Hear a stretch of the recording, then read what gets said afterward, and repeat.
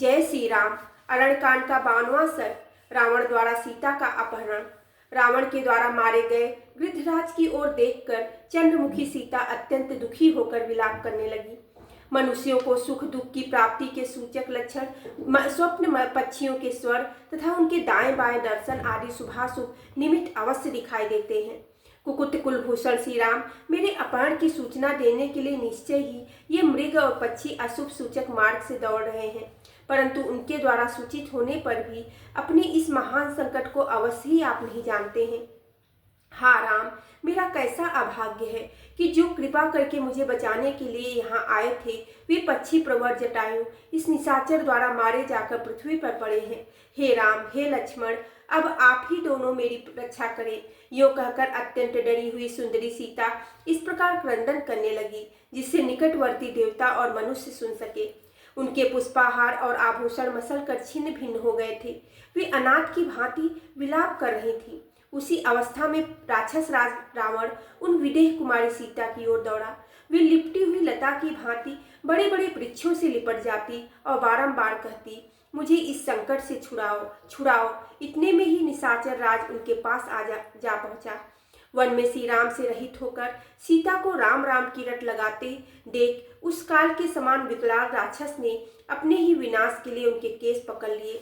सीता का इस प्रकार तिरस्कार होने पर समस्त चराचर जगत मर्यादा रहित तथा अंधकार से आच्छन्न सा हो गया। वहां वायु की गति रुक गई और सूर्य की भी प्रभा फीकी पड़ गई। श्रीमान पितामह ब्रह्मा जी दिव्य दृष्टि से विदेह नंदिनी का वह राक्षस के द्वारा के सारकर्षण रूप अपमान देखकर बोले, बस अब कार्य सिद्ध हो गया। सीता के केसों का खींचा जाना देखकर दंडकारण्य में निवास करने वाले वे सब महर्षि मन ही मन व्यथित हो उठे। साथ ही अकस्मात रावण का विनाश निकट आया जान उनको बड़ा हर्ष हुआ। बेचारी सीता हा राम कहकर रो रही थी, लक्ष्मण को भी पुकार रही थी। उसी अवस्था में राक्षसों का राजा रावण उन्हें लेकर आकाश मार्ग से चल दिया। तपाए हुए सोने के आभूषणों से उनका सारा अंग विभूषित था।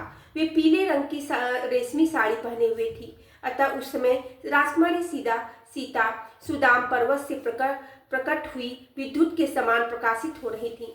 उनके फहराए हुए पीले वस्त्र से उपलक्षित रावण दावानल से उद्भासित होने वाले पर्वत के समान अधिक शोभा पाने लगा। उन परम कल्याणी विदेह कुमारी के अंगों में जो कमल पुष्प थे उनके किंचित अरुण और सुगंधित दल बिखर बिखर कर रावण पर गिरने लगे। आकाश में उड़ता हुआ उनका सुवर्ण के समान कांतिमान रेशमी पीताम्बर संध्या काल में सूर्य की किरणों से रंगे हुए ताम्र वर्ण के मेघखंड की भांति शोभा पाता था। आकाश में रावण के अंक में स्थित सीता का निर्मल मुख श्री राम के बिना नाल रहित कमल की भांति शोभित नहीं होता था। सुंदर ललाट और मनोहर केशों से युक्त कमल के भीतरी भाग के समान कांतिमान चेचक आदि के दाग से रहित श्वेत निर्मल और दीप्तिमान दांतों से अलंकृत तथा सुंदर नेत्रों से सुशोभित सीता का मुख आकाश में रावण के अंक में ऐसा जान पड़ता था मानो मेघों की काली घटा का भेदन करके चंद्रमा उदित हुआ हो। चंद्रमा के समान प्यारा दिखाई देने वाला सीता का वह सुंदर मुख तुरंत कारोया हुआ था। उनके आंसू पोंछ दिए गए थे। उसकी सुघड़ नासिका तथा तांबे जैसे लाल लाल मनोहर ओठ थे। आकाश में वह अपनी सुनहरी प्रभा बिखेर रही थी तथा राक्षस राज के वेग पूर्वक चलने से उसमें कंपन हो रहा था। इस प्रकार वह मनोहर मुख में श्री राम के बिना उस समय दिन में उगे हुए चंद्रमा के समान शोभाहीन प्रतीत होती थी। मिथिलेश कुमारी सीता का श्री अंग सुवर्ण के समान दीप्तिमान था और राक्षस राज रावण का शरीर बिल्कुल काला था। उनकी गोद में वे ऐसी जान पड़ती थीं मानो काले हाथी को सोने की करधनी पहना दी गई हो। कमल के केसर की भांति पीली एवं सुनहरी कांति वाली जनक कुमारी सीता तपे हुए सोने के आभूषण धारण किए रावण की पीठ पर वैसी ही शोभा पा रही थी जैसे मेघमाला का आश्रय लेकर बिजली चमक रही हो। विदेह नंदिनी के आभूषणों की छनकार से राक्षस राज रावण गर्जना करते हुए निर्मल नील मेघ के समान प्रतीत होता था। हर कर ले जाती हुई सीता के सिर से उनके केसों में गुथे हुए फूल बिखर कर सब ओर पृथ्वी पर गिर रहे थे।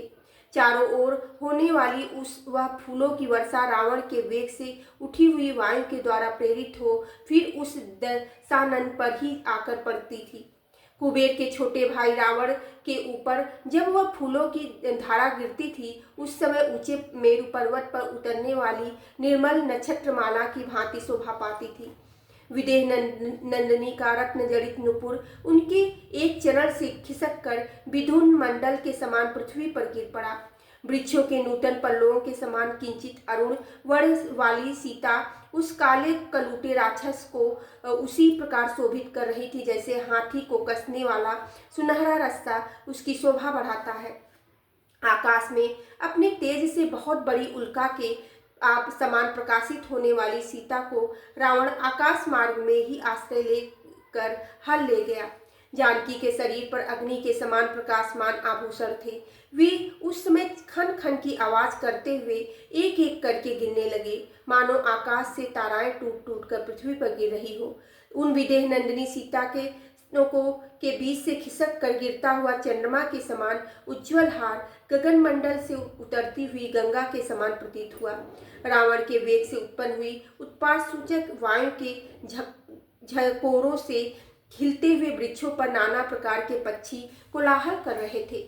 उन्हें देखकर ऐसा जान पड़ता था मानो वे वृक्ष अपने सिरों को हिला हिलाकर संकेत करते हुए सीता से कह रहे हैं कि तुम डरो मत। जिनके कमल सूख गए थे और मत्स्य आदि जलचर जीव डर गए थे, वे पुष्पकारणी उत्साहीन हुई मिथिलेश कुमारी सीता को मानो अपनी सखी मानकर उनके लिए शोक कर रही थी। उस सीता हरण के समय रावण पर रोषा करके सिंह, व्याघ्र, मृग और पक्षी सब ओर से सीता की परछाई का अनुसरण करते हुए दौड़ रहे थे।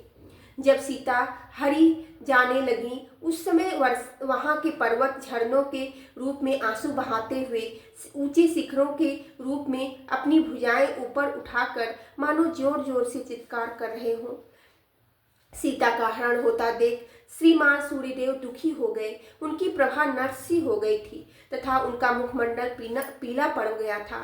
हाय हाय, जब श्री रामचंद्र जी की धर्म पत्नी विदेह नंदिनी सीता को रावण हर लिए जा रहा है तब यही कहना पड़ता है कि संसार में धर्म नहीं है, सत्य भी कहाँ है, सरलता और दया का भी सर्वथा लोप हो गया है।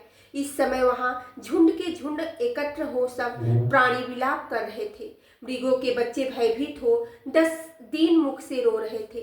श्री राम को जोर जोर से पुकारती और वैसे भारी दुख में पड़ी हुई सीता को अपनी विलक्षण आंखों से बारंबार देख देख कर भय के मारे वन देवता के अंग थर थर कांपने लगे। विदेह नंदिनी मधुर स्वर में हा राम हा लक्ष्मण की पुकार करती हुई बारंबार भूतल की ओर देख रही थी। उनके केस खुलकर सब ओर फैल गए थे और ललाट की बेदी मिट गई थी। वैसी अवस्था में दशग्रीव रावण अपने ही विनाश के लिए मनस्विनी सीता को लिए जा रहा था। उस समय मनोहर दांत और पवित्र मुस्कान वाली मिथिलेश कुमारी सीता जो अपनी बंधुजनों से बिछड़ गई थी, दोनों भाई श्री राम और लक्ष्मण को न देखकर भय के मारे भार से व्यथित हो उठी। उनके मुखमंडल की कांति फीकी पड़ गई थी। बोलो सियावेरी रामचंद्र की जय, पेवनी सुतेनु माने की जय।